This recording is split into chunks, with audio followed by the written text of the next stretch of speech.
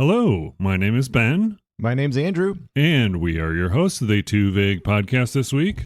One word, two hosts, stories, trivia, and video games. Yes. How's Andrew doing today? Oh, Andrew's feeling overwhelmed, I guess. Treading water. With writing stuff and... Well, it's the intersection of life stuff and writing stuff. Yeah, I'm pretty excited about the end stretch of the first draft of the ADHD book. Great. Yeah, I'm closing in on that, but then the last little bit it can be like the hardest to get motivated for. Yeah. I really wanted to have it done by the 1st of October, and I didn't. And that's okay. Do you have enough stickers? I do have a lot of stickers. Yeah. I mean, my word count target was to try to get at least 40,000 words, and I'm up to 46,000, and I'm not done. But I got a lot of cool stickers. Yeah. Let me just, spoiler alert, along with that thing that Nora sent you, she also sent you a sticker. Good. Yeah, and she said, well, I hope he's not done with his book yet, because I sent him a sticker. I'll save that one for its special plot. That's okay, because, I'm supposed to write another book, too, so... Yeah, you can save it for another book, There'll be more stickers. Yeah. I'm, ready to start writing the second book right now, but I got to finish the first one. Yeah. There was a time when stickers were, you would put them on your envelopes when you would send, there were just books and books and books of stickers that you could buy at Hallmark or whatever. Back in the days when you would send mail, yeah. There was recently a big, sticker scandal. Oh, really? In the sticker world. Yeah. Are we talking about the companies that make the stickers for cheap kind of thing, or? A company that prints stickers. I would say they did a little publicity faux pas by talking about their politics a little bit too loudly online in a way that they misjudged who their customers were. Yeah. Because I would say that a lot of people who like to design their own stickers and get them printed are probably marginalized in some sort of way, and thus will be more likely to want to support a different candidate. And there was a big knee-jerk reaction, and I was just like, I get my stickers printed by my friend Rudy, so whatever. Yeah, that's the thing, too. There are tons of these sticker printing places out there. There's a lot of places that print stickers. But, I guess the problem is if you have any of your designs that they have that you can use them easily, you have to, I don't know how the whole sticker thing works, but uploading images and things and then just specifying the dimensions, right? Is that pretty much all that you do? There's things like that, yeah. That's all that I do. I'd be like, I'm like, hey, I got another design for a 3-inch sticker. I just email my friend Rudy, and then he's like, yeah, PayPal me $70 and I'll print you 100 of them. It would be cheaper if I could pick them up in person, but he's in Tucson, so. Yeah, I could pick them up for you, but then I'd have to mail them to you. You could, yeah, and it's not saving anybody any time or money. I got a fleet of snails ready to go. I believe I put something in the mail to you recently. Oh. Did you check your mail? Not for probably about 3 or 4 days. What was it? Well, it may or may not have gotten to you. Oh, I finally sent the latest mini-zine and a couple of the latest stickers that go with okay. it. What is the latest mini-zine? It's called Attention Dragons. Attention Dragons.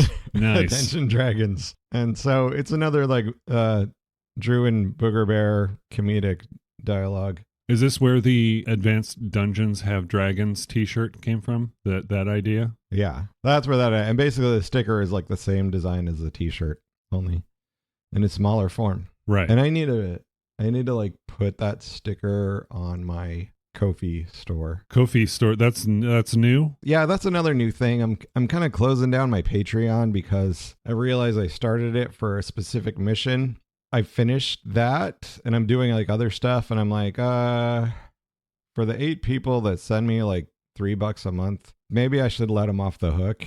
And also there's another fee restructuring thing that's going on with Patreon. Yeah. It has to do with Apple wanting to do the thing they do where they take 30% of every transaction that runs through their apps or whatever it is. The thing they want to do. Okay. And then Patreon's going to stop taking payments outside of the app. I was just I was already thinking of shutting it down. or putting it on hiatus, and then this confusing thing's happening, and it seems like a good moment to like do that. And then I started up a Ko-fi page instead, which... Is that a Patreon replacement, or is it sort of a more chill Patreon that doesn't have a structure to it? Yeah, that's the thing, is like you can make your own structure to it. You know, it's got a tip jar aspect, or people could pledge a monthly contribution, or they could just look at it. And the thing I like, it's like I got a web store option to it also. So I can just like put my stuff on there. Right. Nobody's ordered anything off of it yet, but that's okay. People hardly ever order anything off of the Etsy store. Well, you know, maybe after our tens of viewers listen to this, viewers, maybe we'll get some store action with the Ko-fi, buying you a Ko-fi. Is that what it's for? Buying you a Ko-fi? Buy me a Ko-fi. Buy me a coffee. Yeah, that's one of the things. They're little things like buy me a coffee, but we call our website Ko-fi, I think.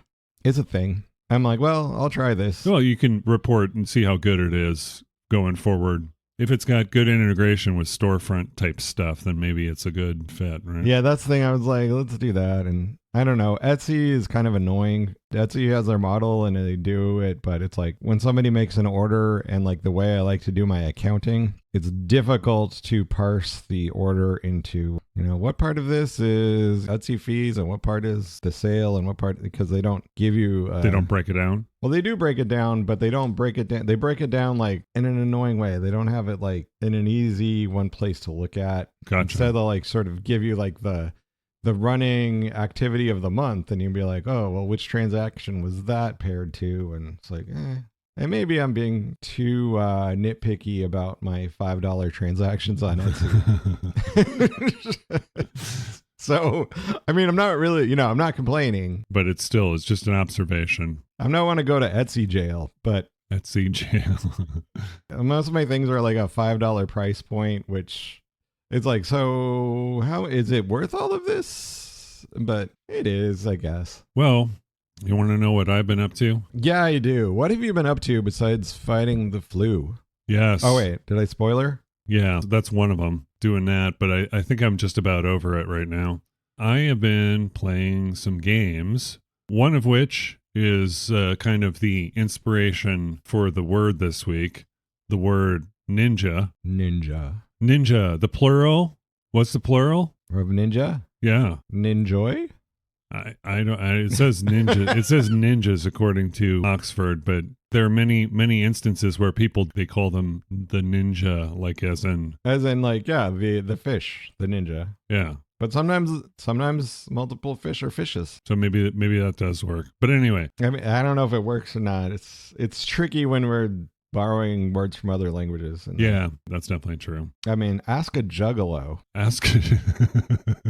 You ask a juggalo, I'm pretty sure they'll say the plural of ninja is ninjas. Water, fire, earth, magnets, how do they work? Is that the Insane Clown Posse? That was the Insane Clown Posse. Yeah, the miracles of whatever. Yeah. Miracles. That was the name of the song, Miracles. You know, bless their hearts. The thing is, they look out for each other. Right. And they're always sharing their Fago and, you know, their term of respect amongst each other. You know, they're juggalos, but then if you're like a really solid juggalo, then you're a ninja. Is that the way it works, really? What's up, my ninjas? Yeah.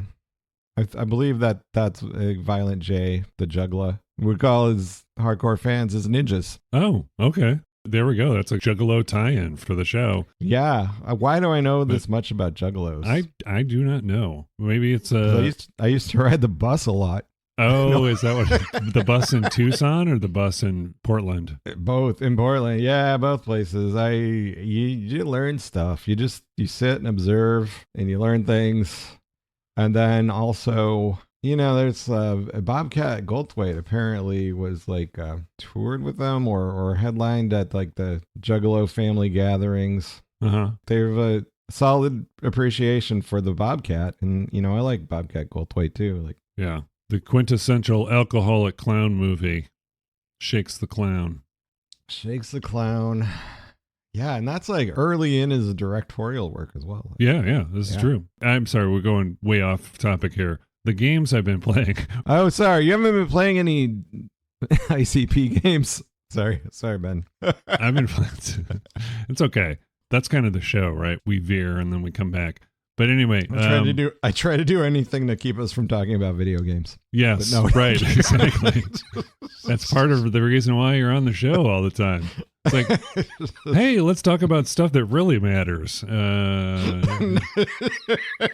But anyway, I've got 2 reviews I mentioned last week about my Substack, which I'm starting to do. I'm populating it with my show notes along with reviews so I can spend less time on the show boring you to death, going over all the details of mechanics and things. I could put that in a review and bore my readers instead.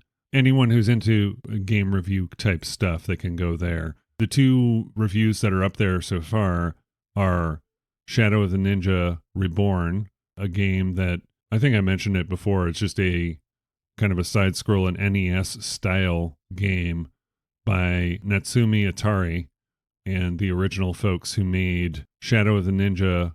It's basically kind of an upgraded thing, but not upgraded to current graphics. It's upgraded to like arcade style graphics, which was a lot of fun, a lot more fun than I thought I was going to have with it, actually. Mm-hmm. And then the other game I played was the game Deathbound, which I talked about on the retrospective show. So that's another article. And now I am working on, and the game that I'm playing right now is a game called Edge of Sanity, sort of a survival horror. They say that it takes place in the Cthulhu mythos, which can be problematic, at least for me as a reader, just in general. Just some of the writings of H.P. Lovecraft to me are just... He was very New England. Yeah. Well, then he moved to New York. He had troubles in New York. I mean, you can be empathetic all you want about why he why he was art. racist. Yeah, no, right. It's really tough, and this is kind of what the theme of, or the thesis of the article is going to be. It's really tough to separate the art and the artist, for me, in some cases. Mm-hmm. And I think for a lot of other people, you build those things. If you come in and you have no idea what this guy is all about, well then, but I mean, in some of his writings, he's just outright racist. So it's it's more obvious there. But you know what I'm talking about. It's like trying to separate, I know, calling it the Cthulhu mythos, Yeah, some people are so into that. Yeah. Do you know much about the Cthulhu-verse? No. I mean, I probably know more than I think I do. It was never something that I personally got that into. Yeah. Like, I think I read like one story and then sort of got the feeling that, oh yeah, Lovecraft stories are all basically this same story. And what is that same story? Guy stumbles upon unspeakable horror from beyond time. Yeah. Okay, that's not entirely true. Not entirely true? Okay. No, because one of my favorite short stories and let me just say, I have a favorite short story, but I still struggle with like just the man and where all this stuff came from and how he treated others. But then of course there was also, he had mental issues, anxiety, panic kind of stuff. So that's probably why I didn't read his stuff so much, because I was like, oh, this takes me down a path I already struggle with. Yeah. I want to go away from that stuff. Yeah. Well, this story is called The Cats of Ulthar. The summary of the story, spoiler alert, but it's really friggin' old. Yeah, it's like 100 years old. It's told by a narrator who says there's this town where they have outlawed the killing of cats. You cannot kill cats. There was a couple that used to torture cats and kill them that would wander onto their property. And people were afraid of these people. And then one day, a caravan of gypsies came through the town, and there was a little boy, and his most favorite thing in the world was this kitten. And the kitten disappeared, and the townsfolk said, it's probably that family. So he does some sort of prayer that moves the sky, does some kind of spooky things, right? And then they leave, And then all of the cats disappear from the town. And they're wondering what happened. Was it the gypsies that did this, or was it the family or whatever? And then someone says, I saw these cats surrounding that person's house. Days later, they come back and they're all well-fed cats and conked out. They're all full and happy. And then they go to the house and they just see 2 skeletons picked clean. Ooh. Yeah. So a good horror tale for Halloween about cats. Yeah, it's sort of like a nice counterpoint to the Springfield, Ohio nonsense. Yeah. It's like, no. The cats are eating the... So you got it backwards. In the words of the late, great H.P. Lovecraft, don't take that and make a soundbite out of it, please. He was a cat lover. I'm a cat lover. I think that's where the similarities stop. Yeah. In playing this game, it's kind of stirred some feelings that I have about art and the artist, how you separate them, and the problems I have with separating them. So I'm thinking of that being the thesis of this next review, or at least in part, but describing the game. And so far, it's pretty good. You play a character in Alaska that is trapped, and all these horrific monsters are chasing after you, but you also have visions that occur as you're collecting resources and rescuing people to come back to your camp. And so it's kind of a resource management combined with sort of a horror sneak around and figure out the best ways to take out the monsters or get past them or navigate or deal with them. One of the interesting mechanics is it's called a madness meter. That's the madness. Yep. Yeah. So as you're witnessing these horrific things or waiting for the right time, your madness meter... Night boat to Cairo. Your madness meter increases gradually, and when it gets full, you get a perk. It's something that gives you a positive and a negative to impact the way you handle the game, but it's completely random. There are opportunities to clear them off at certain points in the game, like eliminate them, but for the most part, if you get too many of them, you die if your madness meter fills up all the way. But as you go along, you can have more and more perks assigned to you, like I said, if you want to manage it that way. So kind of an interesting system. Reminds me, I think I remember telling you about Xenophobe, the arcade game, at one point in time, but yeah, really reminds me of that kind of style of drawing for some reason. And maybe it's just the side scrolling and the way the monsters move and stuff. But so that's my preliminary viewpoint on Edge of Sanity. The game studio is Vixa Games. They're the developer. It just recently came out in August, so you can check it out if you're so inclined. The company that published it is Daedalic, Daedalic. because it's like an adjectival form of Daedalus. Yeah, I believe so. Daedalic. That's something else. Yeah. Something else. Some AI told me that you pronounce it Daedalic. So there we go. There you go. And that's it. That's all I got. So that's what I'm working on right now is that article. So that's what's new with me. Nothing really involving ninjas. Nothing involving ninjas. I'm not in the middle of a ninja project either. Ninja-centric projects. Well, let's get into the definition since we're marching right into it. Oh, sure. Yeah. It's been years since I've looked up the definition of ninja. When do you think the last time you looked up the definition of ninja was? No idea. Oddly enough, origin is Japanese. What? Which literally means spy. Oh. It is a noun. It says plural noun is ninjas.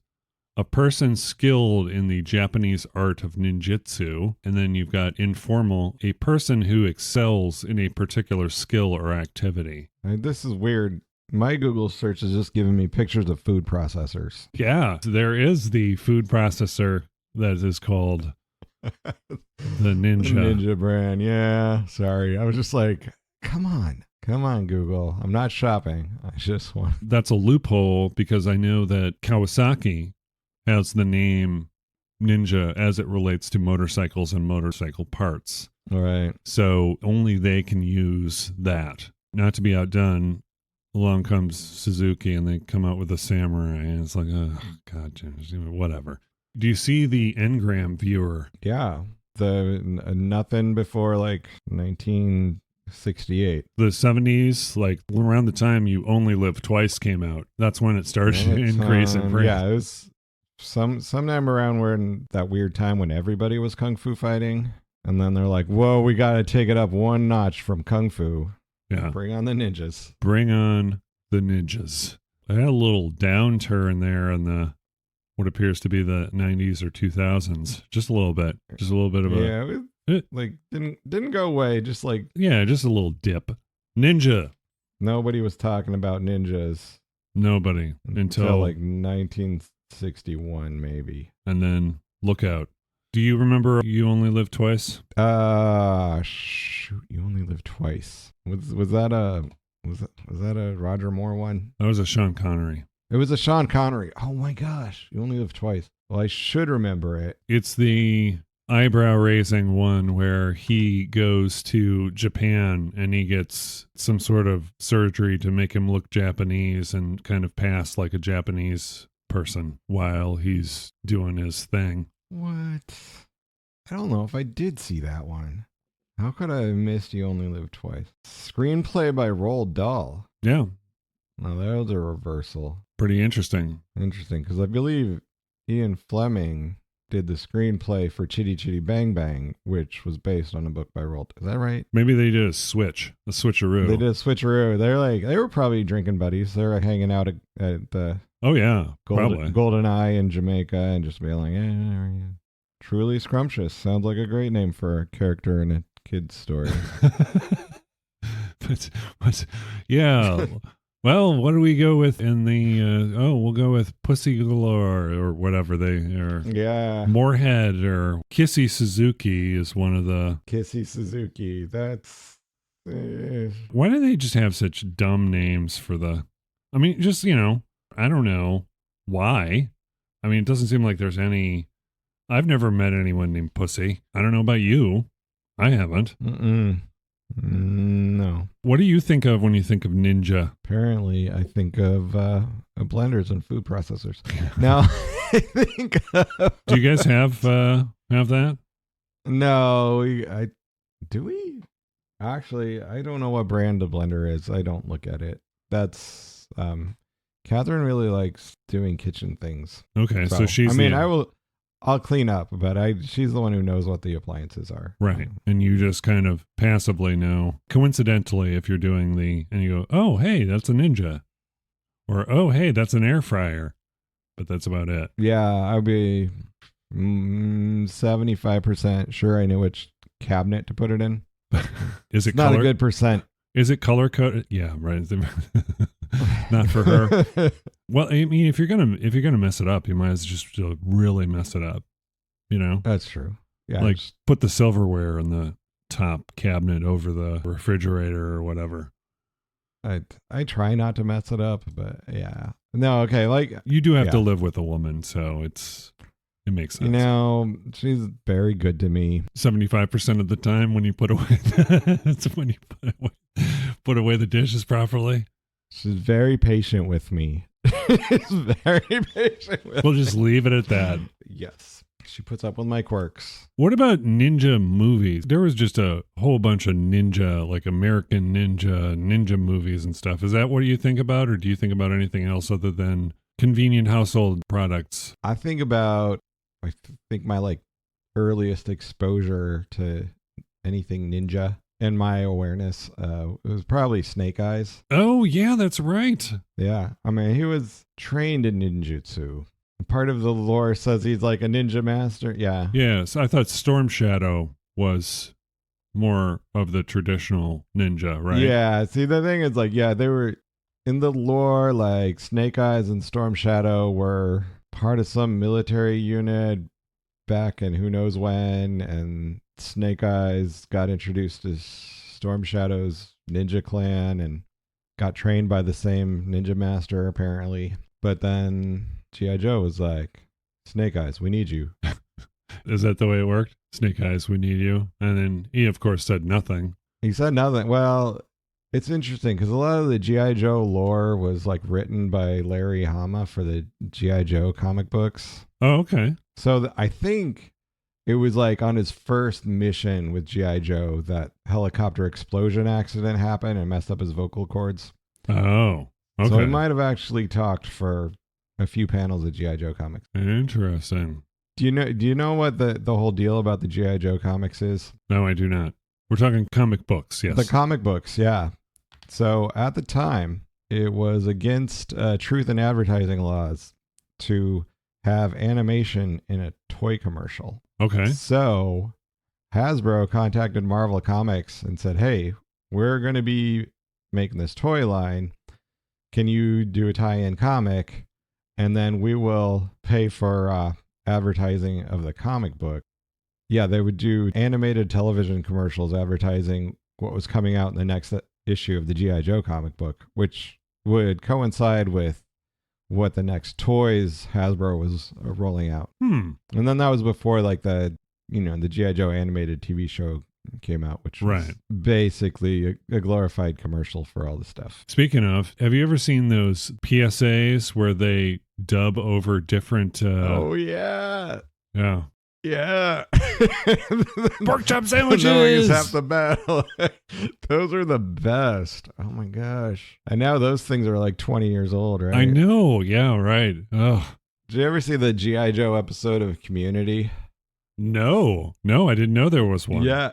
In the I think it was the 5th season. Yeah, it was after like Dan Harmon came back. Wasn't there one season or 2 seasons where he was gone? Was it 2? There's one season. There's one season he was gone. The 4th season, we'll say Dan Harmon's a complicated personality, and yeah, they had to fire him for a while. But then they realized like, oh, the show only works with him, and we need to get just a few more episodes to make it syndication worthy business. But yeah, when he came back, he did an episode that was like largely animated, where Jeff kind of has this a bad reaction to some herbal remedy or something. Herbal remedy, like to restore his youth and vigor because like he turned 40 and yeah, of course. And so then he goes into a coma, and in his coma he has this vivid dream of him being in G.I. Joe, and so all of the community people are in G.I. Joe. Nice. And I think like they were able to get like a lot of cooperation from the people who made the original cartoon. Yeah. Like Hasbro was all in. They're like, yeah, this is great. You can have whatever you want to help you do this. That's awesome. Yeah, that's pretty cool. We saw a spike in G.I. Joe toy sales after Community. They might have. Who knows? People were trying to get out the Toys R Us and buy the Subma chapter. G.I. Joe, the earlier design was like a big doll.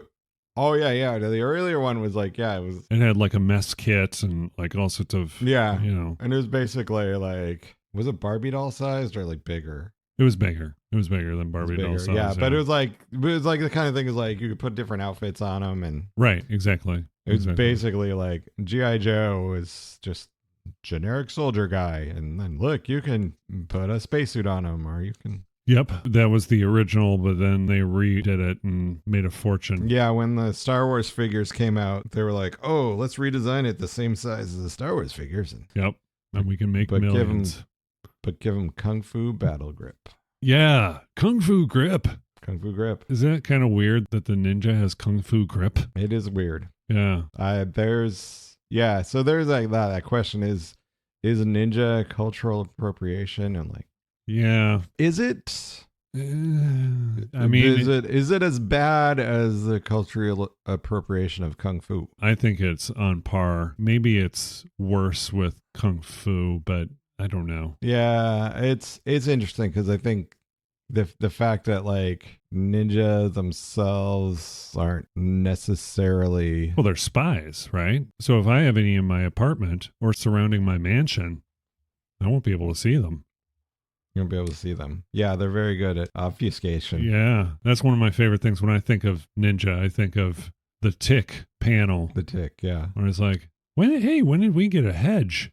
Yeah, they're just a bunch of a bunch of ninjas surrounding the house with a branch. It's like Straight out of Macbeth. Yeah. But right. Yeah. Yeah, it is. I'm not going to explain that. Well, you got to work with Eric with your straight out of Macbeth rap, because Eric wants to do rap about great works of literature. That seems like it fits the bill. Straight out of Macbeth. Straight out of Macbeth. But anyway, Straight out of Macbeth. You also mentioned something in a conversation before that was interesting to me about using the word ninja as it related to Teenage Mutant Ninja Turtles, which was another one of those toy sort of explosion kind of things. Oh, I love the Teenage Mutant Ninja Turtles. Yep, it's complicated. Because like originally they were like sort of a parody of the ninja explosion in comics that happened after Frank Miller's Ronin miniseries came out. It's a parody of the ninja explosion everywhere, I would say. Yeah. I mean, it was everywhere, but yeah. American Ninja or all these ninja B-grade movies or whatever. It's just kind of like... But yeah, they were like specifically like copying cover designs and stuff from Frank Miller stuff. Yeah, they were like saying, okay, ninjas are cool, right? But let's make it ridiculous. They're turtles and they're mutants and they're teenagers, and let's give them Italian names. That makes sense. Yeah. So painters. They're painters. Yes, they're all named after Renaissance painters because the rat that trained him was really into art history. He was. That's what happened. He got super intelligent, and then since he was really into art history, he named them after. They named him after. Yes. So there's already all that stuff, and then it just kind of like took off in the comics world. Right. To a point they're like, oh yeah. Then they got the merchandising deal that. Right. I think Peter Laird had trouble with it. Like he couldn't draw anything for a long time after cashing that check.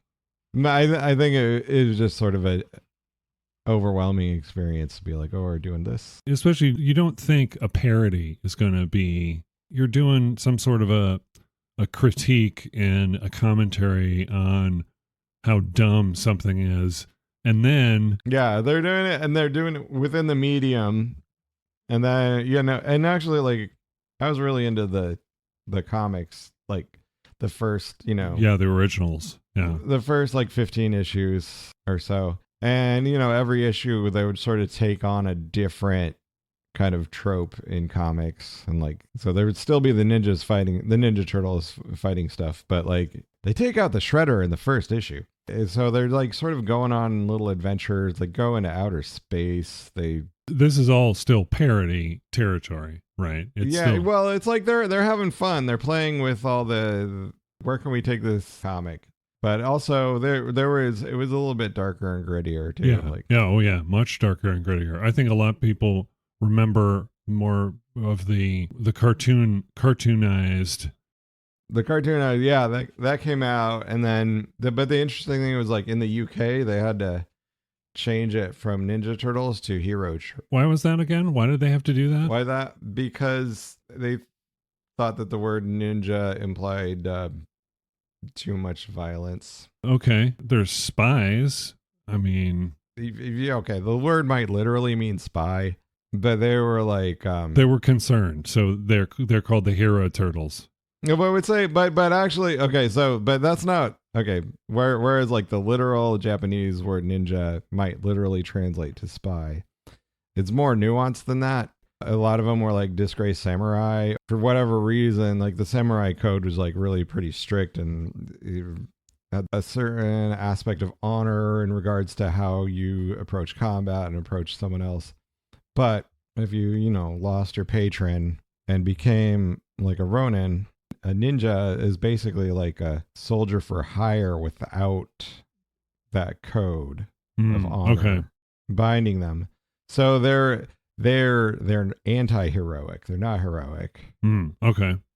They're not a culturally valued thing. They're like sort of like, well, they're basically gangsters, like hired gangsters, like hitmen and stuff. Hitmen, yeah.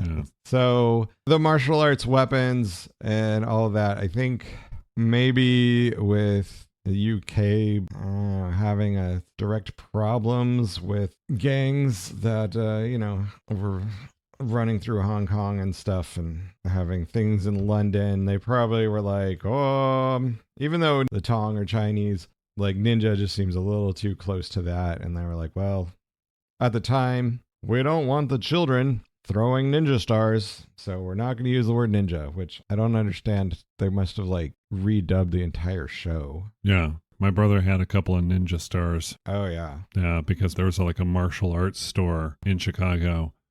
And my father let us go there, and Adam was really into that and the Army surplus store at that age. Oh, yeah. Yeah. Which is kind of interesting with the G.I. Joe tie-in, too, because he was really into the G.I. Joe stuff. Like, you get really into, like, the regalia of the weapons and military stuff, and you're like, so cool, man. And then you realized it's used to kill people, but... Yeah, there's something about all that stuff's so cool, and you don't realize the finality of death until you, like, become, like, 23 years old, and you're like, wait a minute. Or sometimes even older. I mean... Or even older, yeah. But I just thought the Teenage Mutant Hero Turtles was kind of an interesting sort of thing. Yeah, I know. The Teenage Mutant, that was their way to be like, well, let's try to put a positive spin on it and make sure everyone knows they're heroes. We didn't even talk about all the parodies of the thing that started out as a parody.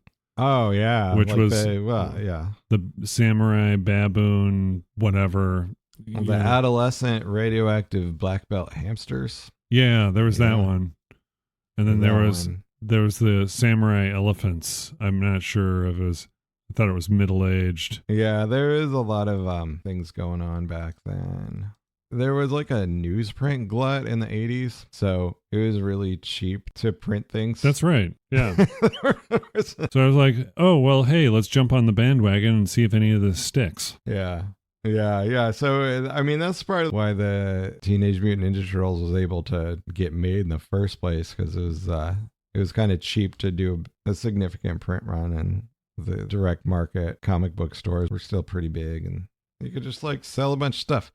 Yeah, because like the way that the comic book store model, yeah, the neat thing was like, yeah, the distributor sold it to the comic book stores on a non-returnable basis, which is very different than how the newsstands and magazines work. Yeah, I remember going to the news. It was just where news and magazines and periodicals were sold.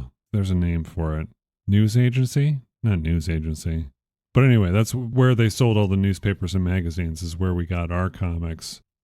Here we go. I found another one, which was the mildly microwave prepubescent Kung Fu Gophers. Oh, yeah. There's a guy who does a whole bunch of like all the things that he found that are like parodies. Trying to cash in. Which, I mean, it continues to happen. Yeah. I mean, it's trickier. Actually, there have been like an arcade-style G.I. Joe game recently that looks really cool, kind of arcadey in that 90s kind of way. Side-scroll and beat 'em up. And then also the Teenage Mutant Ninja Turtles had one that was released recently. So they're still around. They're still around, yeah. But not in any kind of form that goes back to the roots of Teenage Mutant Ninja Turtles. The Tick also had sort of a dark edge to it. Oh, the Tick, yeah. It was funny, and it made fun of things, but it still had this dark edge of, who is this guy? He seems like he's not all right in the head, but he's nigh invulnerable. Do you have anything else to say about Ninja? I have a quote. I mean, this is like just from real life. It's just like, because, back in the day, I worked at the Bookman's Monstrosity. I mean, the big store over there on Speedway. But, you always have the weird conversations all the time. And I just remember one of the coworkers was like, I'd rather be a bitch than a ninja. Ninjas have no honor. It should be on a t-shirt. I'd rather be a bitch than a ninja. Okay. I don't see the correlation, but okay. Between bitches and ninjas. Somebody called her a ninja, and she was like, took offense at being called a ninja. And that's the thing too with the informal, like someone who's an expert is called a ninja. It's like, that doesn't sound, I mean, I don't know. Whatever. Yeah. I mean, it's like, well, we've got czars. Oh yeah, we got that too, right? Like the drug czar or whatever in government, like, which is weird that's just like the term that maybe we should just call them ninjas. Pete Buttigieg, the new traffic ninja for the nation. Yes. And maybe the first gay ninja. I mean, we don't know. Who knows? Wow. I'm sure there's a whole subreddit about gay ninjas. Yeah, I'm sure there is. I don't go on Reddit because of nothing to do with Reddit itself. It's just... Yeah. One last thing I want to mention about ninjas before we switch to video games is a book that you remember Chris, who was an original host. He had this book on his desk, and it was like his motivation book, and it was called Ninja Mind Control. Ninja Mind Control. Yeah, it was just one of these books that you could buy at the various martial arts stores, but you can find it now, a PDF of it downloadable for free. He got it as like, what is it? Can you control the minds of ninjas? I mean, is it the ninjas control your mind? What is it? Well, ninjas can control their own mind. No, that's not what it was. Okay. I haven't figured out the whole ninja mind control thing yet. I mean, it's a work in progress. Yeah. All I do know is there's one thing in there that is monkey steals a peach. Oh, monkey steals and it shows the application of monkey steals a peach. And let me read the description here, and then we'll move on to video games. Monkey steals a peach. This is the classical name for the upward groin slap. The upward groin. Drop to the knee, the right knee, swinging arms like windmills to distract the enemy and deflect any defense he may offer. The left arm ends in a jodan, the rising forearm block, protecting the head as you drop low, slide forward without stepping. Right arm swings up and back, circling from the shoulder. Turn the palm up as it swings between the enemy's feet and stun him. That's intense. So this is the application. Whip the arms as described and strike the enemy's groin with the open palm, fingers bent at the first joint in a monkey paw or tiger claw fist. The impact will lift the enemy off the ground. Followers of the iron hand styles immediately clench their fists tightly with a crushing grip and jerk the hand sharply back near the hip, effectively ripping away the genitals. Massive blood loss causes death. Monkey steals a peach. Oh, massive blood loss. For stealing fruit. Don't steal fruit, everyone. You may experience massive blood loss. Do you have any ninja games that come to mind for you? Ninja games? Yeah, like arcade games. The Legend of Cage? That's a good one. That was an awesome one. I liked that one back in the day. Lots of jumping around and cutting ninjas in half. You can actually get that, The Legend of Cage, on the Arcade Archives. The problem with Arcade Archives, Hamster Incorporated, they charge you like $7 per arcade game. That's 28 quarters. Math boy, 28 quarters. If you look at it, it's probably a lot less than we spent back in the day on machines. But I mean, it is available. The Legend of Cage, side-scrolling hack and slash game, developed and published by Taito in 1985. But the one that I am going to talk about, which is also available on the Arcade Archives, and I think I mentioned it in my Shadow of the Ninja Reborn review, which is Mystic Warriors, if you look that up. It's kind of a side-scrolling hack-em-slash-em shooter. It feels more like a shooter. Feels a lot like the Contra game from back in the early 80s, as far as you run to the end and then you fight an enemy. And Mystic Warriors, it actually was the first game developed on this hardware. What's kind of interesting with the way arcade games were developed back in the day, it's sort of like consoles are today. You develop the console and then you develop all the games on that. It's a game engine, essentially. You develop the game engine and then you create the games and then you put those out. That way you kind of save money. You don't have to come up with a hardware every different game. They were thinking about those things back in those days. And the first game of called the Mystic Warriors hardware, you don't need to know this, but it's a Motorola 68000 chip. It created 6 games, including Martial Champion, Metamorphic Force, Gaiapolis, Monster Maulers, and Violent Storm, which has the worst rap ever in it. Worse than Parappa the Rapper? Far worse. Okay. Because that was pretty, yeah, right. Parappa was pretty cool. Parappa had his I gotta believe. The reason I brought up Mystic Warriors, one, it's a fantastic game. I mentioned it in my review of Shadow of the Ninja Reborn. It's probably the first game that had a really simply told story in it. You can play it for a couple hours and go through the whole story. It's not like it's any surprise the first time you play through it. But the way the game starts is you've got your choice of one of 5 characters. Those characters each have different sort of shooting styles. And those things, you can change those, get power-ups, blah, blah, blah, like all the normal games. But anyway, you pick your ninja, and then one of them is kidnapped. So you go to rescue him or her. There's only one option for her. But out of 5, one of them gets kidnapped. And then as you play through the game, at a certain point, you find that they're captured in this machine and they're really badly hurt. So you rescue them and you try to escape on a train. Then this giant evil skull train comes along and traps all of the ninjas and stops them from being able to do anything. And then the injured ninja sacrifices himself to free the ninjas and defeat the big boss at the end. And then the way it ends is just a sunset with the different ninjas mourning in their own way, just a single tear or pondering the sacrifice made by this ninja. And it was just like, I don't know how much of this I made in my head, but it was very impactful as far as a story. It's not something that was done back in the day. I mean, it was like you go to the end, you fight the boss, you beat the screen shows you. It's not like they had any stakes that they put in there story-wise. Do you think I'm overinflating this as a brilliant, simple way to tell a story? Do you have any thoughts? I have no thoughts. I'm sorry. I blew it. I tuned out when you said video games. But anyway. Video games? What are we talking about? Yeah. We're talking storytelling in video games? Wait. Mystic Warriors. It's just a simple way to tell a story, and it's just something that kind of impacted me. You know, it had silly dialogue like most games did with your boss enemies at the end and stuff. Mm-hmm. And then it had things where it's like, oh, your friend, I'm so sorry.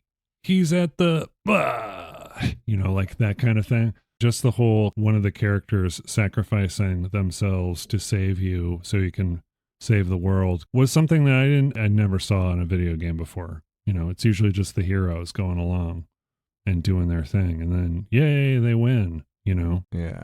Anyway, I just thought it was a very interesting way to conveniently and kind of impactfully tell a story in a game. In a very easy sort of way. That was what was missing from Shadow of the Ninja Reborn, is a story to go with it. But I mean, like I said, not done in the arcade days. People like the story. No. Arcade games, probably not. Not so much. Arcade games was more about the gameplay. I don't necessarily need to know the backstory of Sinistar and why he says, I am Sinistar. I don't need to know the background of those characters. It doesn't really tell a story. Do I like games that tell a story? That's an interesting question. Board games don't tell a story necessarily. They can involve a setting and stuff, and then you kind of develop your own. But there are people out there who just like the game mechanics. I mean, there's like, I do it for the dopamine hit. Oh, okay. It's not what people do. You play video games for the rush? I don't know if it's even a rush. It's just, no, I like seeing the colors and the shapes. Yeah. No.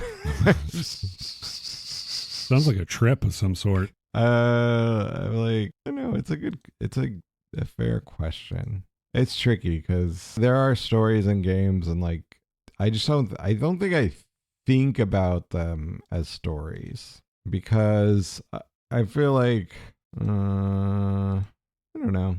I think the risk you run when you're telling a story in a game is slowing down the action. Telling a story through all these cutscenes, that can get really old. Like your Final Fantasy games and Square Enix games had cutscenes that lasted 20 minutes at times. And it's just kind of like, okay, let me get to the action. That's bad storytelling to me, is if I have to watch through an entire thing. And I would much rather just watch it on YouTube or whatever, watch through all the cutscenes, and then just play the game than I know the story. Yeah. That's not always an option either. There are so many people out there who just play games for the fun of it and don't really give a crap about the story. I mean, it's not that I never gave a crap about the story. I just, I know I was like really into Ultima 5. Captain Britain, or what is his name? British? Lord British? Lord British. Yeah. And that was like, I never finished that game.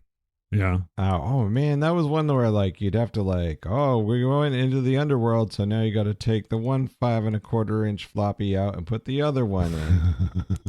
Yep. Back in those days, I only bought, well, it was one of the failed MMO sort of things that I became a founder of, and they just died within a year.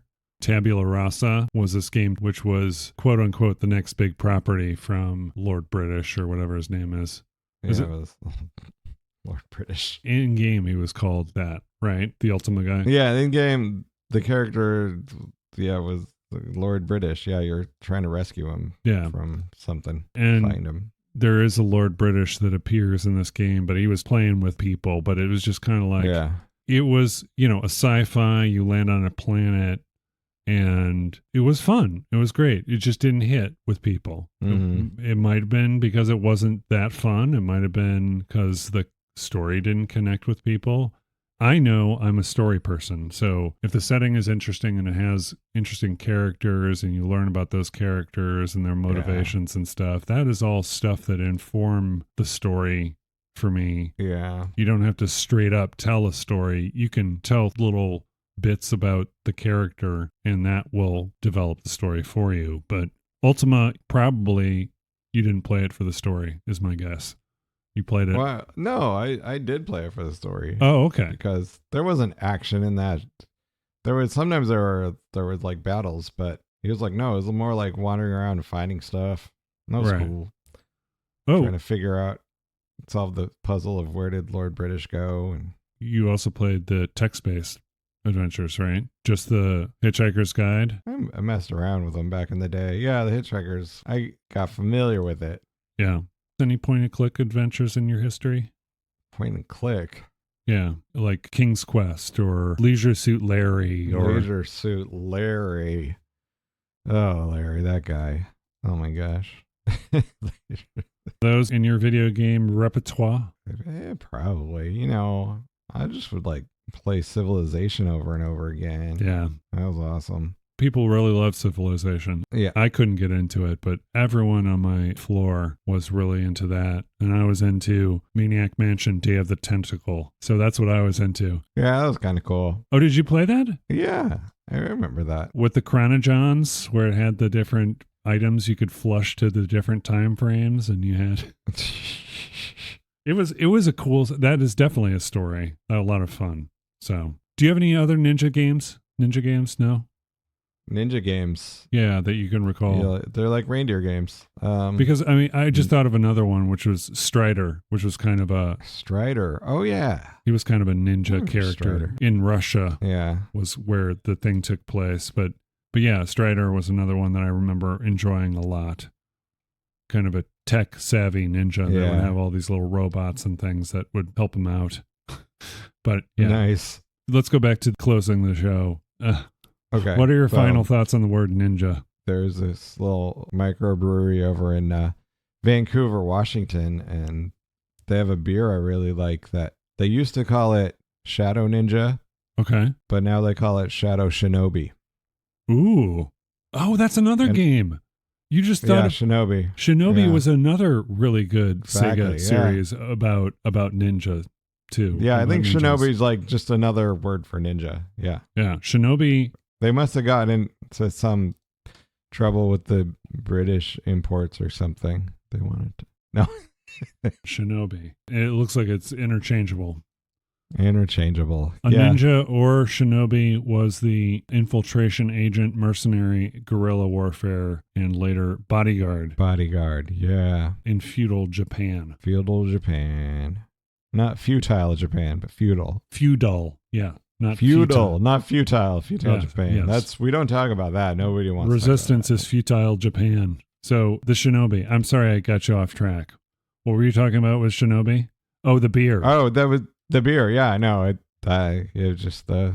Your favorite beer is ninja themed. I mean, I don't know if it's my favorite beer, but it's one I like. Yeah. And I don't get it too often because It's in. going all the way over to Vancouver, that's a chore. Yeah. Do you usually get beers based on the cleverness of the title? Sometimes. That's one of the criteria. I don't know if it's a criteria. It's something that'll just make me notice it. Like Okay. cool names, like, oh, I'll try that. There was one that I tried once. It was called the Yellow Wolves of Thailand.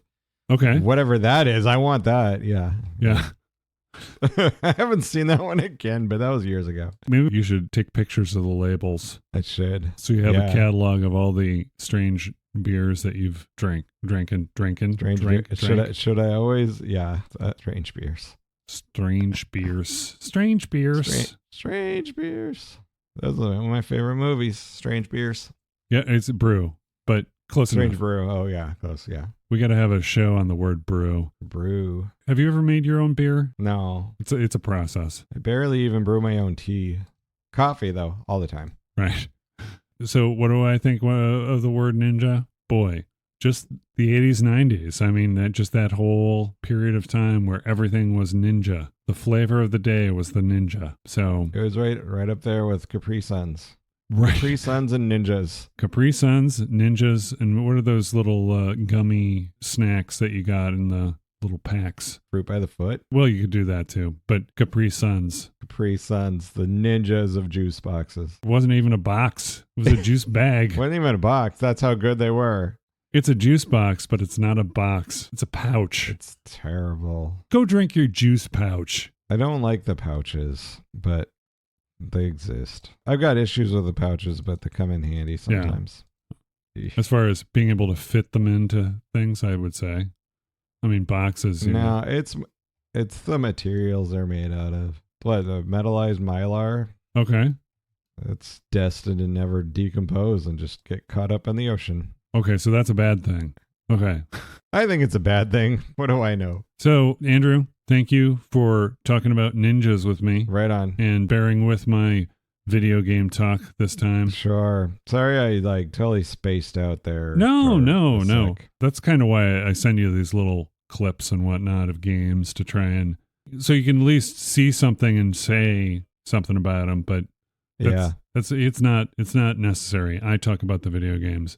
You can just sit over there and yawn if you want to. I could. It's bad radio, but Well, but you provide a lot of good radio, and I appreciate it. Good. So, thank you for joining us. Bring in the juggalos.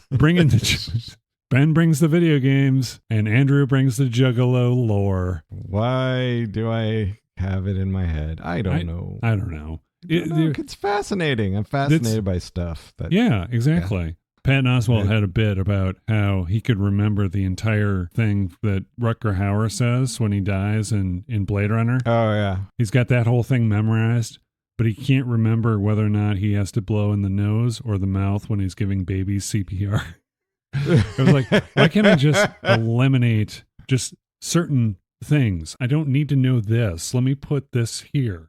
It's probably one of those situations where it's just like, I don't know, but it's interesting. So anyway, well, thank you, audience, for joining us on this week's episode of the Too Vague Podcast. My name is Ben. And I'm Andrew. And we've been your hosts. Have a wonderful night.